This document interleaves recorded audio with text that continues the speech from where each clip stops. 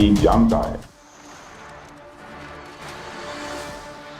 पुरानी कहावत है कि जो दूसरों के लिए कांटा बोता है उसे एक न एक दिन खुद तलवार की धार झेलनी पड़ती है। कुछ ऐसा ही हाल पड़ोसी देश पाकिस्तान का है। आतंकवाद और अलगाववाद को बढ़ावा देने वाला पाकिस्तान खंड खंड होने की कगार पर पहुंच चुका है। कश्मीर के जिस हिस्से पर पाकिस्तान ने धोखे से कब्जा किया और जबरन उसे पाकिस्तान का हिस्सा बनाया, वही पीओके अब पाकिस्तान के लिए नासूर बन गया है। भारत के खिलाफ आतंक की खेती करते करते पाकिस्तान ऑक्यूपाइड कश्मीर के लोगों की नज़र में सबसे बड़ा विलन बन चुका है।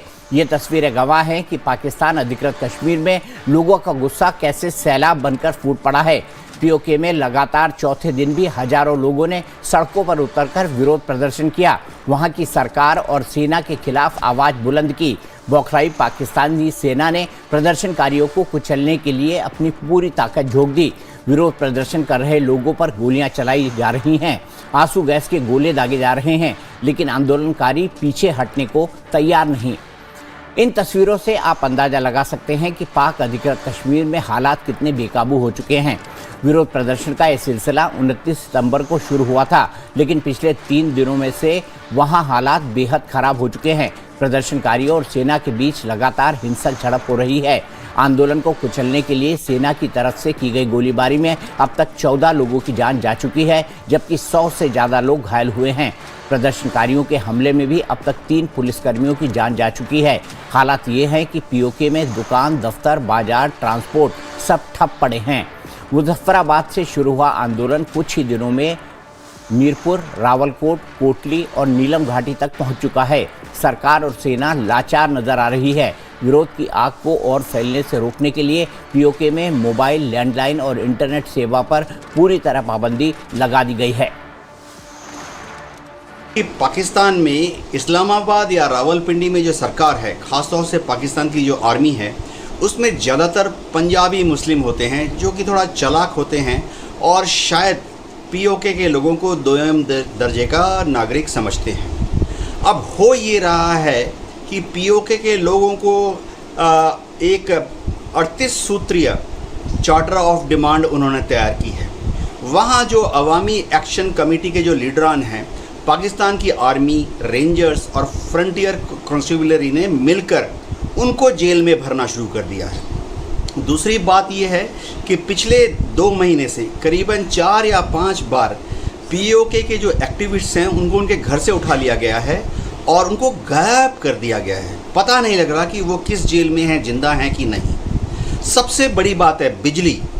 पीओके में मंगला डैम है, पीओके में झेलम नदी है। सबसे बड़ी बात है यहाँ जो बिजली पैदा होती है उसको पीओके के लोगों को 24 रुपये 1 यूनिट के हिसाब से खरीदना पड़ता है।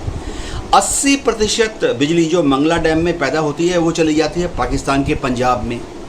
और सबसे ख़तरनाक बात है कि बिजली की अवेलेबिलिटी, चाहे वो गिलगित हो, बाल्टिस्तान हो, हुंजा हो, स्कार्दू हो, 24 घंटे में महज 6 घंटे या 8 घंटे होती है।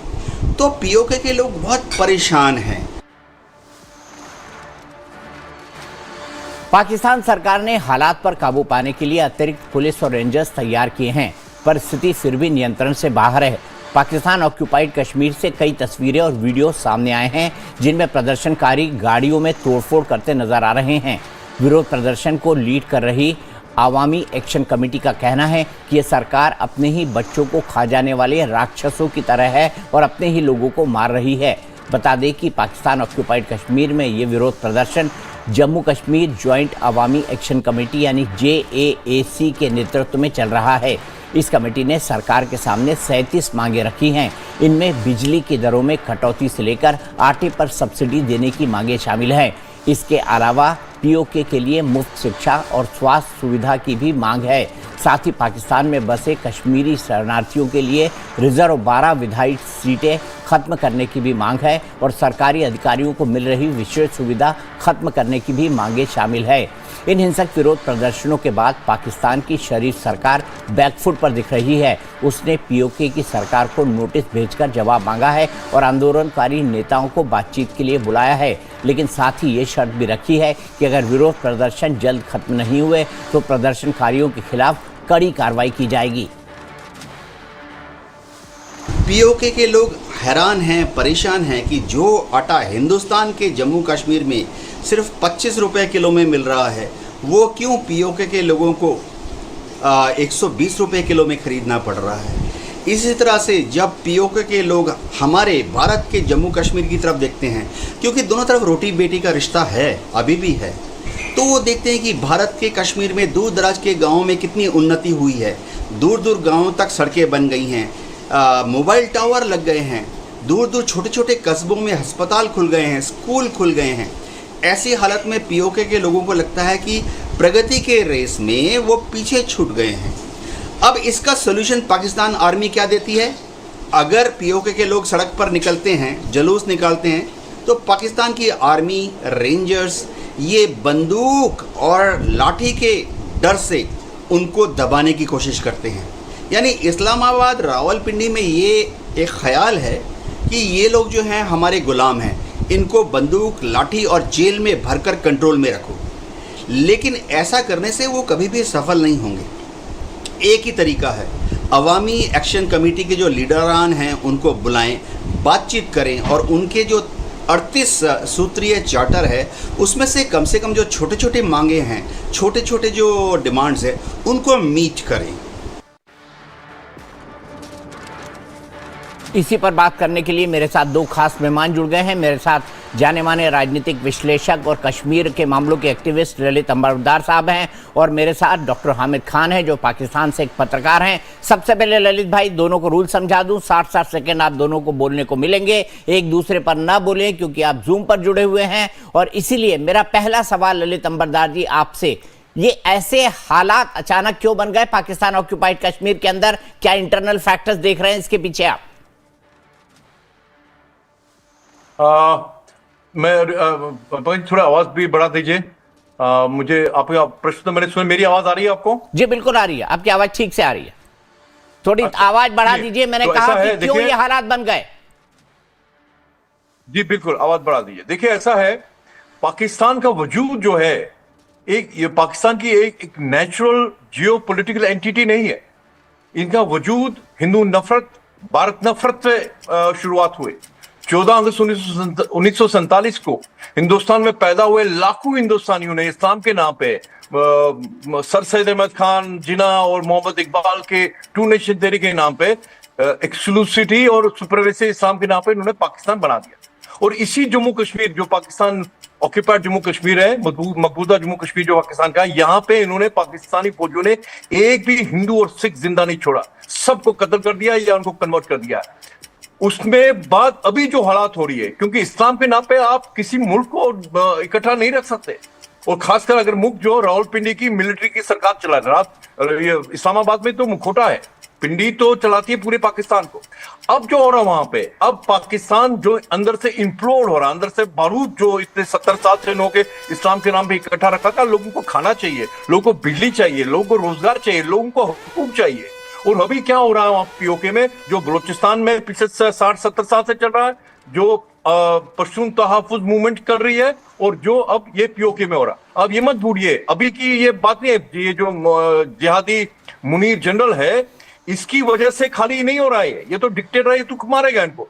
याद कीजिएगा, जब इमरान खान यहाँ इसी पीओके में आए थे, तो इन्हीं पाकिस्तान मकबूजा कश्मीर के लोगों ने बोला था, गो नियाजी गो बैक।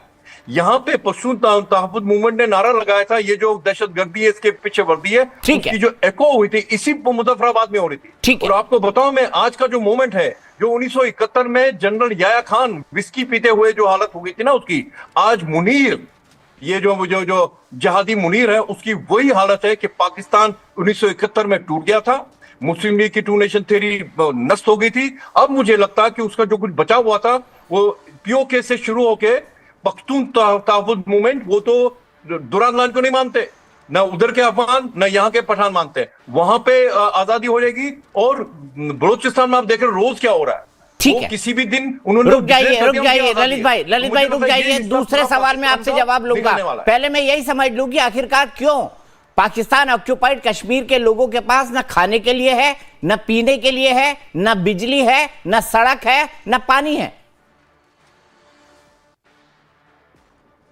जी बताइए डॉक्टर मैं हामिद अब खान। जवाब दूं? जी जी, मेरी आवाज आ रही है आपको? जी बिल्कुल आ रही है। अच्छा, थैंक यू। अच्छा देखिए, बात यह है कि एक बात आप समझ लें कि जो आज़ाद जम्मू कश्मीर में एहतजाज है अवामी एक्शन कमेटी का, वो एक बुनियादी तौर पर मैं समझता हूं कि एक सिस्टम के खिलाफ एक रेजिस्टेंस है, और वो ये समझते हैं कि चूंकि कश्मीर के अंदर पाकिस्तान की हुकूमत ने हर तरह से हमेशा से कश्मीरियों को अपना भाई समझा है, फैसिलिटेट किया है, कश्मीरियों की जंग भी लड़ी है, भाई समझा और इसीलिए कश्मीर गोली की मार रहे हैं। भाई समझा इसीलिए गोली मार रहे हैं। मेरे यहाँ एक तस्वीर चल रही है, गोली लगी हुई है। देखिए, आपका ही डेकोरम है कि बोलने पूरा देना है, फिर आप खुद ही बीच में इंटरप्ट कर रहे चलिए हैं। कंप्लीट करिए अपनी बात। अच्छा सॉरी, अच्छा दोबारा से मुझे बात करनी है। ओके, बड़ी सिंपल सी बात है कि अगर यहाँ पर जो कश्मीर एक्शन कमेटी है, इसके अंदर इंडिया या कोई भी बाहर का फसादी अगर कोशिश करेगा इससे फायदा उठाने की, तो उसे मुंह की खानी पड़ेगी। उसकी वजह यह है कि ये एक अवाम का जो एलीट क्लास है उसके खिलाफ एक एहतजाज है, जो कि पाकिस्तान में भी उसको अप्रिशिएट किया जाता है कि ठीक है जी, एलीट क्लास को कोई हक नहीं पहुंचता कि जहां पर लोग स्ट्रगल कर रहे हो उनको अपना जो है एलीट क्लास अपने अयाशियां करती फिरे। अच्छा, उनकी जो मांगे हैं उसमें से बहुत सारी मांगे जो है वो इतनी जेन्युइन है कि उसको फौरी तौर पे हुकूमत पाकिस्तान भी मान लेगी और उसमें कोई दुश्वारी नहीं होगी। हाँ, सबसे बड़ा जो इसके अंदर हमारा या पाकिस्तान का कंसर्न है वो है दुश्मन भारत का इंटरफेरेंस करना, जैसे वो हमारे बलूचिस्तान के मामले में करता है, जैसे वो हमारे केपीके में यानी तहरीक तालिबान के फितनतुल हिंदुस्तान के साथ मिल जाता है। फिर उसके बाद इसी तरह वो कोशिश कर रहा है कि इसको किसी ना किसी तरह कोई और रंग दे। ऐसा कुछ भी नहीं होगा। बड़ी क्लियर सी बात है कि जी उन्होंने एक जो उनके जायज मुतालबात हैं उसको हुकूमत पाकिस्तान भी मानेगी, और हुकूमत पाकिस्तान से ज्यादा ये हुकूमत आजाद कश्मीर ने मानना है। पाकिस्तान की हुकूमत से कोई मुतालबा नहीं है, ये एक बात जहन में रखें। ये वहां की लीडरशिप है, वहां की ही पब्लिक है, उनका आपस का एक बात है जिसको फैसला कराने के लिए हुकूमत पाकिस्तान बड़ी आसानी से बांट दिया डॉक्टर साहब आपने, बड़ी आसानी से बांट दिया। अब मैंने पूरा टाइम दे दिया, बड़ी आसानी से बांट दिया कि ये तो वहीं के लोग हैं, वहीं की हुकूमत है। अरे रिमोट कंट्रोल से चलाता कौन है पाकिस्तान ऑक्यूपाइड कश्मीर को, ये तो याद रखिए ना डॉक्टर हामिद साहब, कौन चलाता है? नहीं, मेरी बारी है। नहीं, मैं चाहता था आप जवाब दें, रिमोट कंट्रोल से चलाता कौन है? देखिए, रिमोट कंट्रोल की बात नहीं है, उसकी एक अपनी कानून साज लेजिस्लेटिव असेंबली है। आजाद कश्मीर के लोगों को मुकम्मल आजादी हमेशा से है। मैं आपको एक छोटी सी बात बताता चलूं कि कश्मीर का जो खिता है उससे सबसे ज्यादा जो ओवरसीज पाकिस्तानी पूरे पाकिस्तान से बाहर दुनिया में काम कर रहे हैं वो आजाद कश्मीर के शहरी हैं, और उनको पाकिस्तान की हुकूमत मुसलसल फैसिलिटेट करती है। आखिरी बात आपको समझनी होगी वो ये कि तमाम ये प्रोटेस्ट के अंदर एक ही बात की जा रही है कि डॉक्टर हामिद खान, 6 बार मैं पाकिस्तान गया हूं, पाकिस्तान की रग रग से वाकिफ हूं। पाकिस्तान क्या क्या कर सकता है और क्या क्या करने की औकात रखता है, कुव्वत रखता है, ये भी मैं जानता हूं, पर सब पीछे से मारते हैं। ललित भाई मैं आपके पास आऊंगा, लेकिन एक दूसरा मसला सर क्रीक को लेकर है। पहले वो पूरी बात समझ लेते हैं, उसके बारे में एक पर्सपेक्टिव ले लेते हैं। एक तरफ पाकिस्तान के कब्जे वाले कश्मीर में आग लगी हुई है, तो दूसरी ओर गुजरात से सटे कच्छ बॉर्डर पर पाक सेना की नापाक हरकतें थमने का नाम नहीं ले रही। वहां से आए दिन घुसपैठ की खबरें सामने आने के बाद अब भारत ने पाकिस्तान को कड़ी चेतावनी दे दी है। विजयादशमी के मौके पर गुजरात में शस्त्र पूजा का कार्यक्रम था। इस कार्यक्रम में रक्षा मंत्री राजनाथ सिंह भी शरीक हुए। इस कार्यक्रम में राजनाथ सिंह ने पाकिस्तान को जमकर लताड़ लगाई और हद में रहने की चेतावनी दी। दरअसल हाल ही के दिनों में पाकिस्तान ने सर क्रीक से सटे इलाके में अपनी सैन्य गतिविधियां बढ़ाई है। उसने अपने मिलिट्री इंफ्रास्ट्रक्चर का भी विस्तार किया है। भारत शुरू से ही पाकिस्तान के इरादे पर संदेह करता आया है, इसीलिए उसे अभी से ही सुधर जाने की चेतावनी दी जा रही है। भुज में शस्त्र पूजा के दौरान रक्षा मंत्री ने पाकिस्तान को चेताते हुए कहा कि सर क्रीक से सटे इलाकों में पाकिस्तानी सेना की तरफ से घुसपैठ को बर्दाश्त नहीं किया जाएगा। उन्होंने कहा कि सर क्रीक विवाद पर भारत शांतिपूर्ण तरीके से समाधान चाहता है, पाकिस्तान की नीयत में खोट है। राजनाथ सिंह ने दो टूक लहजे में कह दिया कि पाकिस्तान को यह नहीं भूलना चाहिए कि सर क्रीक का एक रास्ता कराची तक भी जाता है। उसने अगर गुस्ताखी की तो उसका इतिहास और भूगोल दोनों बदल सकता है।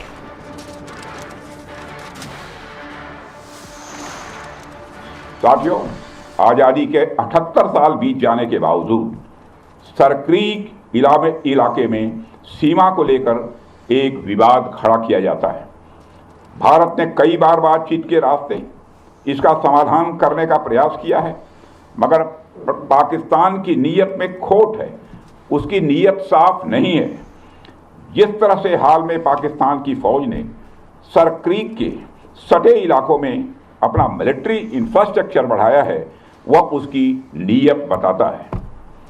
साथियों, भारत की सीमाओं की रक्षा भारतीय सेनाएं और बॉर्डर सिक्योरिटी फोर्स मिलकर मुस्तैदी से कर रही हैं।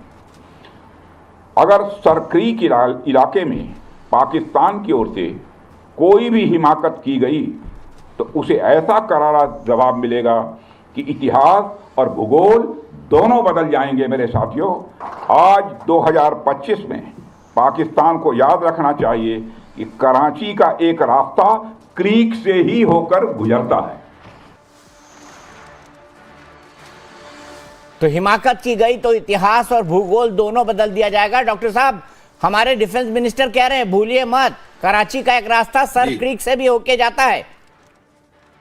देखिए, ऐसी गीदड़ भभकियां हमने सुनी और हमने फिर उसका जो 6 मई से लेकर 10 मई तक जिस अंदाज में हमने जवाब दे दिया वो पूरी दुनिया ने देखा। हमें कोई कहने की जरूरत नहीं है कि हमने किस तरह आपके राफेल गिराए, हमने किस तरह S-400 तबाह किया, हमने किस तरह इंडिया का पूरा जो इलेक्ट्रिक सिस्टम है कंट्रोल किया, CCTV सिस्टम कंट्रोल किया, हाइब्रिड जो सारा उनका जो निजाम है, सिस्टम है, वो सारा कंट्रोल में आ गया। उसके बाद सबसे बड़ी बात यह है कि प्रेसिडेंट ट्रंप से लेके बर्तानिया से लेके पूरी दुनिया ने ये कहा कि इसने इंडिया को एक्सपोज कर दिया। इंडिया की मुकम्मल जो हार हुई है इस जंग में, उसके बाद अब खित्ते के अंदर जो पावर है, जो ताकत का तवाजुन है, वो पाकिस्तान के हक में बदल चुका है। इंडिया या राजनाथ सिंह हो या जयशंकर हो या मोदी जी हो, अगर किसी को कोई और एडवेंचर का शौक है तो पाकिस्तान तो उसके लिए तैयार है और पाकिस्तान एक बार फिर सबक सिखाएगा। मेरे शो में जितने भी पाकिस्तानी आते हैं ना, और जैसे ही वो बोलना शुरू करते हैं तो मैं कहता हूं कि झूठ बोलने की फैक्ट्री शुरू हो गई है।